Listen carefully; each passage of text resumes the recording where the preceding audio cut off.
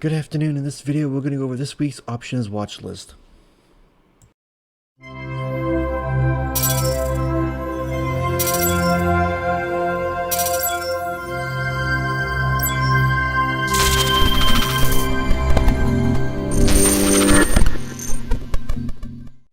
Before I get into the video, if you're not in the room, you can find the link in the description of the video and in my bio section of social media accounts. Also, please like the video and subscribe to the channel if you haven't done so already.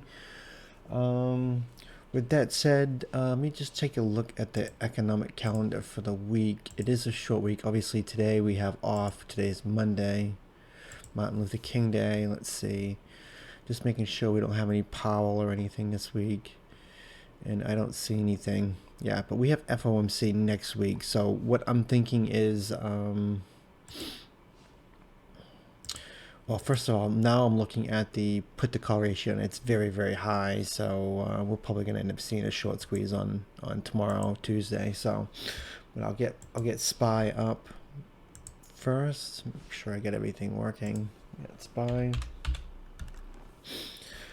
Now, this is a short week, like I said, and we get FOMC next week. What I'm guessing is that they're probably going to end up popping SPY this week and try to make a run for all-time highs going into FOMC. Then they will probably do something to scare the market next week. And we have earnings this week and next week.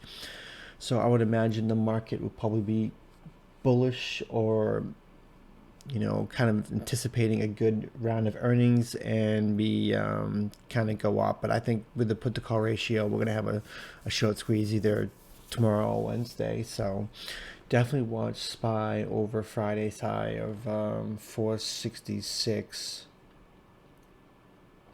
Over this 466 level for a push to the 470. Then we get this 475 area, then the 480, which is probably all-time high. So we're not too far away from it, so we could easily get pushed to it. And SPY has been like having $7 to $8 ranges, so we could definitely get pushed to all-time high in a couple days. So cannot ignore that. But we could also go lower too. But I think with FOMC around the corner and earnings this week and next week, it's gonna probably end up getting pushed up. We probably have a gap and grind, which means that we could have large gap ups and just choppy days. So we'll have to see what happens, and that's why you need to be in the room to anticipate the what's going to happen that day, especially if it's a big gap up, a big gap down. I think that does change the dynamics of the play quite a bit. So I'm thinking we push up to all-time high this week, but we'll see what happens. I mean, I could be completely wrong. A couple tickers I'm looking at that are ready for bounces. I don't have anything on the short side, but I will easily change my look based on how things look in the morning. But so many stocks have just been beaten down. I mean, one right here is Starbucks. I mean, SBUX Starbucks. Look at the RSI; it's below 30 on the daily. I don't think I've seen that since back here. So, and then last time it was below the 30, it just popped. So we could end up seeing this here. So definitely watch Starbucks. Nike NKE is another one that's beaten down. It's back down here at the 140, 146 area. So the last time it gets into the 145 area, it likes to bounce. So it's got some solid support right here, so it could drop a little more to 145 before making a bounce. So, but I would start looking for a bounce play on that. So I would watch Nike over, let's see, 149 to 150, 151, 150. Get gap resistance right here, 153, but it's not that far off. It probably could end up breaking, make a run to 155, 157. So. Did I even cover the levels on Starbucks? I don't think I did.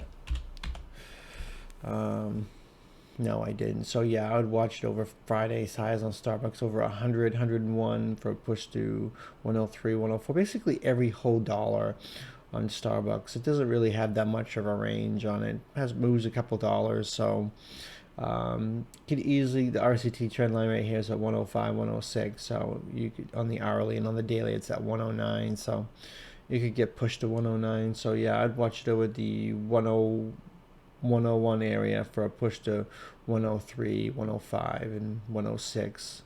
Possibly even fill the gap at 107, 108. So on StarBucks. Now PayPal is another one. PayPal. It's so beaten down on the weekly. I mean, it's at a pretty good support level on the weekly too. So I would watch over Fridays.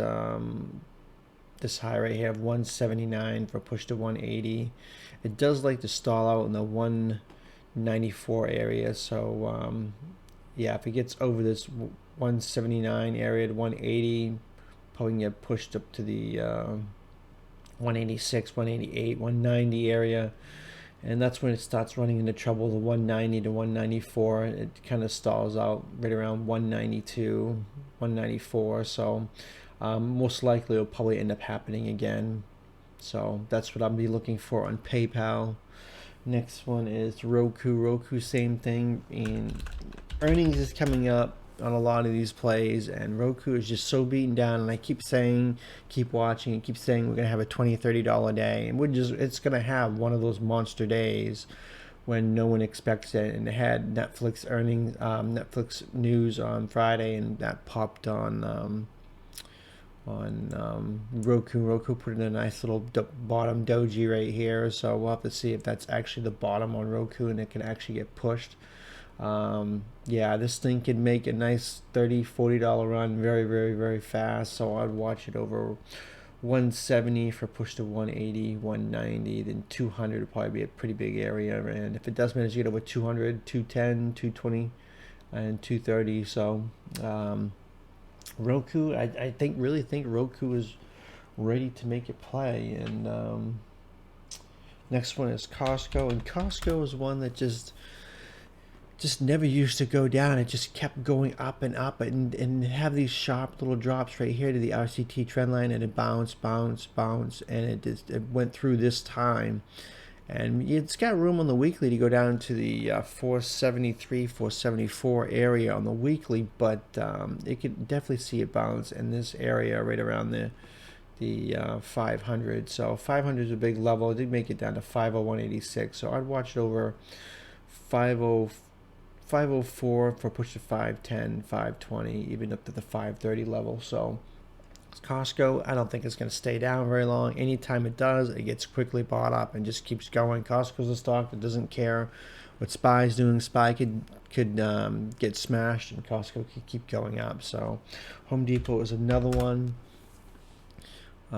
These, even if these things don't move this week, I'll be watching them for next couple of weeks, because especially Costco and Home Depot. I mean, I know Home Depot is not really seasonal right now, being winter time, but spring's right around the corner. A month or two away, a couple months away. So I've watched over the 374 area for push to 380, 385, 390, 395. Basically every $5, 400.